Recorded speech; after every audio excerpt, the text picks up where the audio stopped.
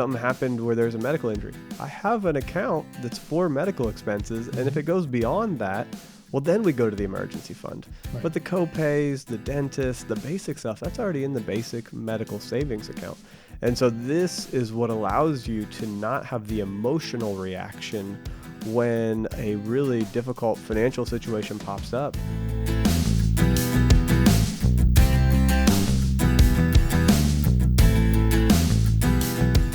Welcome to another episode of Getting Money Right with Leo Sabo and David Thompson. In the last episode, we discussed the psychology of credit card use and how credit card companies use studies that have been done over the years to understand our spending habits and really to create products or rewards and systems that will allow them to lure us to spend more money. Now, that doesn't mean that credit card companies are evil. They're just doing their best to figure out how they can get us to use their services, which means paying them for using the credit cards, both from the transactions, but also from the interest that we pay when we carry a balance month to month. In this part two, we're going to pick up the conversation where we left off, discussing the importance of having a plan for your finances, a budget that will allow you to manage all the expenses that you have to make sure that credit card use is not a necessity. We'll also discuss medical debt and why it's important to never pay medical debt with a credit card or with a secured type of loan. And now, without further ado, here's part two of the psychology of credit card use. You know, what's interesting to me is as I've managed my finances, our finances over the last 30 some years of marriage, what I've noticed is that because I have so broken my expenses into categories and have managed it to that degree for so long that I don't even, honestly, if you were asking me, Leo, how much money do you have in your checking account? I couldn't tell you. I could look it up, but I don't know exactly what it is. I couldn't even tell you if it's 1,000, 2,000, or 3,000. I don't know. What I do know is if you ask me, how much money do you have in eating out? How much money do you have in clothing? How much money do you have in miscellaneous? I know that not only can I find that, it's right there on my phone. I have to click one button to get to it. And that helps me because now I'm not thinking about all. In fact, I'm not allowing those influences, right, to negatively impact me because I have narrowed my spending down to one category at a time, and then put fences around it, right? Because every month I'm giving myself a certain amount for each category. So that does so many different things, but two main important things. One, it keeps me in check, right, with what I've agreed to spend in every area, but also it makes sure that every area is covered. Because if something's not covered, all of a sudden it's like, hey, I don't have money for this. What happened? Now I have to readjust so that I can make it fit. Right? Because otherwise it's going to come from somewhere. Now if I don't have a category for it, or if it's outside of the parameter, now it draws my attention, says, Leo, something's wrong. You either went over in that category, you weren't disciplined enough this month, or you either never experienced this before, or it's outside of the envelope. So what are you going to do? Right now I have to tackle that problem. I either have to move money from another category. I have to move money from the emergency fund if it's an emergency. So it's created this cushion, if I can use that as a term, for us so that we're not banging our heads against the financial wall and causing all kinds of damage. And in reality, what it's done is it's overcome this force that's against us to spend in all these different areas that we're tempted. Everybody's tempted to spend, but I'm only tempted to the degree that I know I can do it. Meaning that if I think, I'd like to buy, let's say, another tool for the garage, well, all I have to do is see how much money do I have in that category for maintenance and repair. And if I don't have it, I can't buy it. And that's the end of it. And you're not stealing from clothing. You're not stealing from haircuts. You're not stealing from somebody's birthday gift. No, and if I really think it's something I need, then I can say, hey, I'm setting aside $150 for maintenance every month. There's no major maintenance that either one of our cars needs. So in 3-4 months, I can buy this particular tool. Or whatever it is. You know what I'm saying? So now I have a different way that I'm approaching this than just, I have an impulse, I want it, and I think I have the money. No, I know what I have. I know what I can do, and I do it when it's time and when I know I can. It becomes the shock absorber in your life. Leo has explained it to me in the past as the shocks on your car, where you're driving down the road and you hit a bump, and it's absorbed by those shocks. You don't even feel it. That's right. Well, when a $400 car repair comes along, I don't even feel it because I've already got cash in an envelope for that car repair set aside. I'm like, oh, I didn't even notice it. Well, did you have to, go to your emergency fund? No, I had an envelope or an account where every month I was setting aside money for that. Okay, well, what if it's a large expense? Well, I have the emergency fund, and it's the shock absorber for those crazy, really unexpected things. Yeah, the real emergencies. Yeah, the real emergencies, the stuff that you don't expect. But even those, the medical, I haven't, thank the Lord, I haven't broken a bone or anything in a long time. But, if something happened where there's a medical injury, I have an account that's for medical expenses. And if it goes beyond that, well, then we go to the emergency fund. Right. But the co-pays, the dentist, the basic stuff, that's already in the basic medical savings account. And so this is what allows you to not have the emotional reaction when a really difficult financial situation pops up. All of a sudden, it's not difficult because you already have that in place. Now, now let's say you do get injured. Well, now you deal with the emotions of being injured. Or let's say that your car does break down. Well, now you deal with the difficulty of just, finding a loaner for a day. Right? You're inconvenienced, but emotionally you're not wrecked. Right. And so you're able to go into work and have a good day at work. You're able to be loving to your spouse instead of taking out the frustration out on them because you've got this plan in place. And that really matters. Yeah, I think that's the one thing that I love the most when I hear somebody that I've either coached or somebody that's been through one of our classes, David, where they'll come to us and say, hey, guess what? I had a $1,000 repair on my car. And my first reaction is like, oh, I'm so sorry. It's like, but guess what? I had the money set aside. Yeah. And I just paid for the first time. Yeah. And they're actually relieved and happy, even though they had to spend $1,000. Now, most people would not be happy in a situation like that. And I'm not saying that having $1,000 repair should be a happy occasion. But here's the thing. What if you still had to do that? Because here's a car that you need, right? You need it. It's a basic need around where we live. And now you don't have the money to pay it. And if you don't have the money to pay it, how is that going to impact your life? Yeah. Now you have to bum rights from friends and family. You have to potentially maybe get into a loan that you can't afford, right? Because you need to buy something today or this week. And why go through all of that? Why allow all of that to be part of your everyday, every year situation? Why not get on a plan? Why not get your finances right? Yeah. Right? Get your money right so that you can be in control. And then you could use, if you decide to use credit cards, to use loans, you could use them wisely, knowing exactly how they're going to impact you. Because we're not talking about any of these as being evil. Now, the payday loans and title loans are, we're telling you stay away from those. Yeah. But the other stuff, if you have wisdom, if you have a plan, you can use them wisely.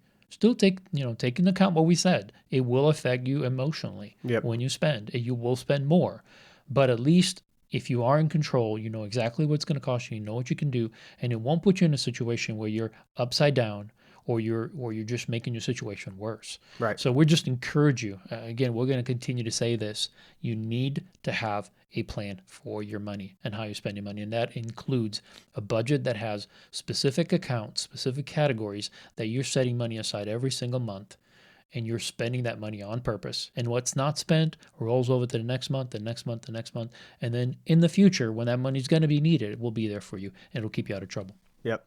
We've been doing a few episodes on debt, and I want to kind of just finish up that kind of overall arching theme of the show with a little bit on medical debt and the importance of not using your credit cards to pay medical debt or taking out a loan on a secure item to pay off an unsecured debt like medical debt. And so, first and foremost, never go and put your medical debt onto a credit card. Never use a 401k loan to pay off medical debt. Never use a HELOC or a home equity line of credit. Don't ever use something that's secured by another object or that's easy for them to collect when you can just allow the medical loan from the hospital. And usually as you go through that process, they are the friendliest when it comes to negotiating. This is true. They are the easiest to set up a long-term payment plan. The hospitals don't have a lot of leverage. No. They are in the business of taking care of people and their health. And we are so grateful for that. These people potentially saved your life. They brought you comfort in a time of extreme pain. They fixed a part of your body. We love these companies. We love these hospitals. Yeah. But their hospitals, they are not bill collectors. That's not their main job. Now, they do hire bill collectors, and they do have people in the company to do that. But they don't have a lot of leverage on you. And so they're going to be the most friendly in negotiating over time. They're going to give you the easiest 0% loans. They'll give you the opportunity to pay $25 a month or, $10 a month, whatever you can afford, versus going to a credit card who is immediately, if you can't pay, going to begin wrecking your credit, going to begin thinking about taking you to court so they can draw on your paycheck. The credit card companies are going to get more aggressive more quickly. Mm-hmm. The medical people will usually negotiate with you over a long period of time to help it be something that you can afford.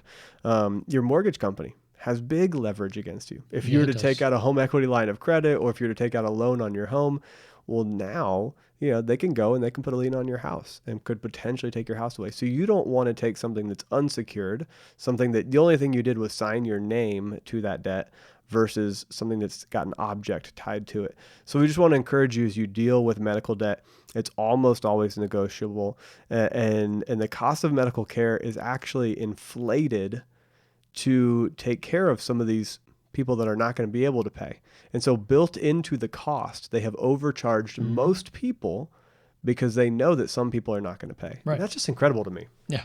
It's unfortunate, but it's just the reality. And, when somebody comes into an emergency room and they're bleeding and it's a life-threatening injury, they can't turn the person away. By law, they could not turn that person away. So they have to treat them. Well, if the person is not insured, they're still going to treat them. And that's going to cost money. And hospitals will, in fact, all medical facilities set their rate based on this understanding that some people are insured and can pay, and some people are not insured that will come and they'll have to treat. And because of that, and some collect and some they'll be able to collect from and some they'll not be able to collect from.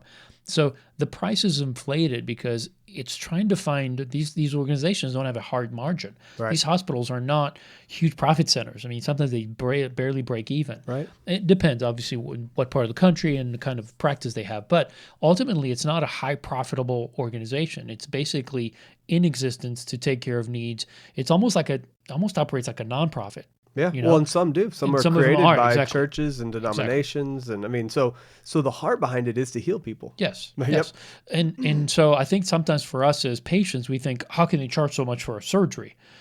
But realize what's going into it, right? And I always find it funny, but I don't know if it's funny, but it's interesting to me because I do break down some of these costs, and when I look at these costs, I can see that the doctor actually makes, usually they get the smallest fee. Yeah. Some of the equipment, the anesthesia is sometimes more than what the doctor pays. The actual surgeon that's doing the surgery is getting paid the least sometimes, which is crazy. Right. But it just tells you the cost that's built into running a hospital. So that's why a Tylenol will cost you $8.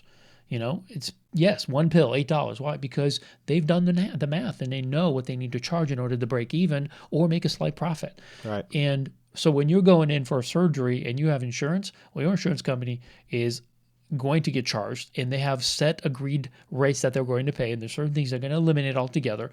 And the hospital knows that. They know that a $40,000 surgery, they're going to get $4,000 or $5,000 or $8,000, not $40,000. They're going to get a fraction of that.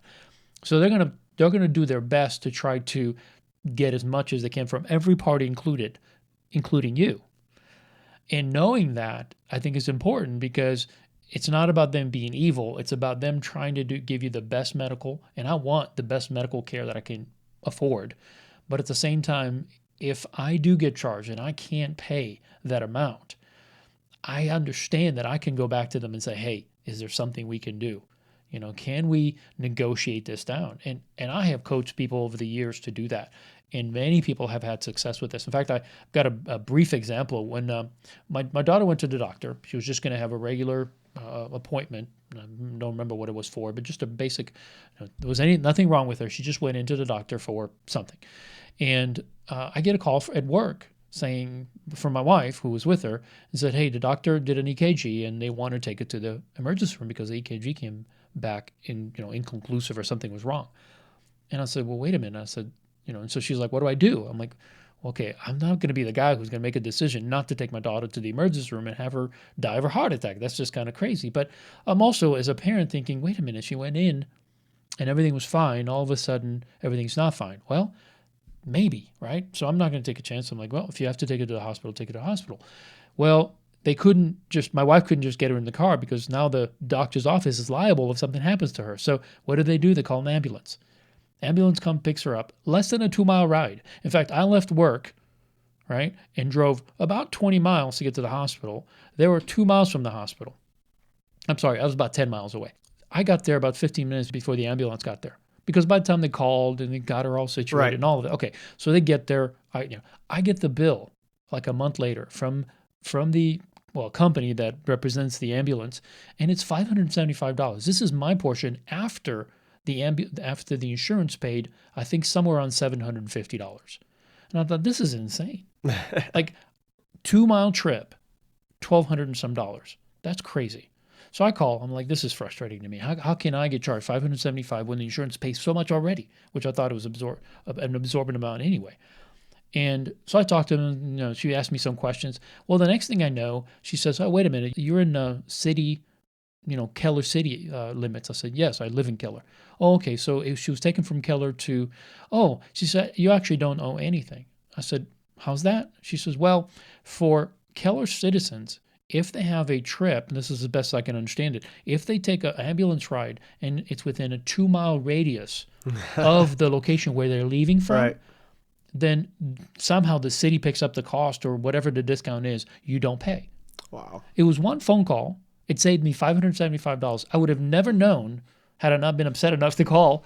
And if I would have just accepted it, well, I guess that's what I got to pay, then I would have just paid. And what I'm trying to say here is this. This was a unique situation, but sometimes just by calling and just having a conversation with somebody and saying, this is a crazy amount of money for me. Is there anything we can do? Yeah. And don't stop with the first person. Keep asking. Right. Keep asking. Call again. Until you feel bad asking. You haven't asked enough because you need to understand that the cost that you're being charged is not really your fair price for you. It's fair for everybody if they're average, but it's not fair for you. And you have some leverage. And so don't put it on your credit card. Yes. Try to negotiate it. Try to do everything you can to bring it down. And if worse comes to worse, then just agree to say, I can only pay $20 a month, $10 a month, $5 a month, whatever you can. And they're going to agree to that because to them, you not paying means they're not going to get paid. 9 times out of 10, that's going to be the case. And they don't want that. They'd rather you pay them $20, $40, $50 for the next 10 years for them to get that money back than to not get anything. So negotiate first or set up some kind of a payment that you can afford before you put it on a secured credit card or something like that. That's right. And realize that you can negotiate in advance. Not all the time. Sometimes things are absolute emergencies and you're incapacitated and you can't tell them that you want to negotiate. But when the doctor says, hey, I'm going to prescribe this, and you say, okay, well, how much is that? What is that advanced surgery treatment option? What is that new machine that you're going to utilize to take pictures of the inside of me? Like, what is it? Oh, well, this is an EKG. Well, this is an MRI. Well, this is a CAT scan. Okay, well, my insurance doesn't cover all of that. Is there a cheaper option? Is there another way to do it that maybe it takes 24 hours instead of 1 hour, but maybe we can find something that'll save me 10 grand? And you can ask the doctor about pricing in advance. You can ask the medical staff in advance. Okay, I'm trying to find out the least expensive way to do this with my insurance company and with your hospital office. Let's do this together. Some things are emergencies. Sometimes you have no time. But then on the back end, say, hey, I saw I got a $10,000 bill where my insurance company already paid out $6,000 and you're asking me for $4,000. Oh, your insurance already paid $6,000? Well, your portion is only $2,000 now. Yeah. Oh, okay. Well, it's only $2,000. Could I really pay $500? Yeah. I mean, like let's be honest. If you cut $2,000 over one phone call, what else can you cut? And so just don't hesitate to reach back out. The heart is not to rip these people off. No. They're there saving your life and saving people's lives every day. The goal is not to be dishonest or to be manipulative, but don't allow yourself to get ripped off either. Mm-hmm. Know that they intentionally overcharge on purpose for the people that have no insurance at all. and that allows them to recuperate some cost on the people that can't pay anything. Yeah. And the way we started this is to really talk about not allowing this medical debt to become a secure debt, right? Yes. Somehow that now becomes something that you can't walk away from or even ever dismiss, because now it's part of your 401k loan, which you have to pay back, or a credit card or something like that. So don't make one debt that's already bad enough that you owe somebody. Don't take that, put it on something else thinking, well, it'll give me more time. Right. No, more than likely, it'll just make the situation worse. Yep. And I always say that it's best to not try to take your debt and try to re-strategize somehow, consolidate, do this and that, try to make it better for you. No, just tackle it the way best you can. Don't go deeper in the hole.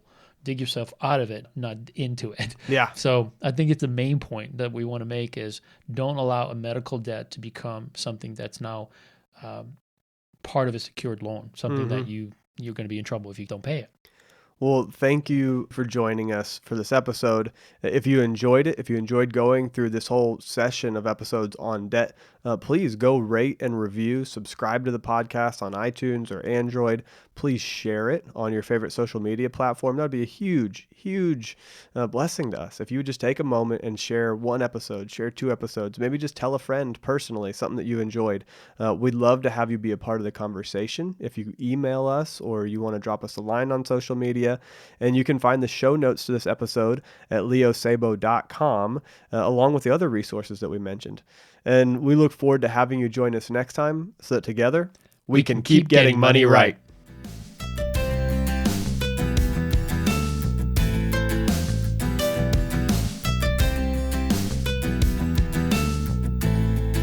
Why go through all of that? Why allow all of that to be part of your everyday, every year situation? Why not get on a plan?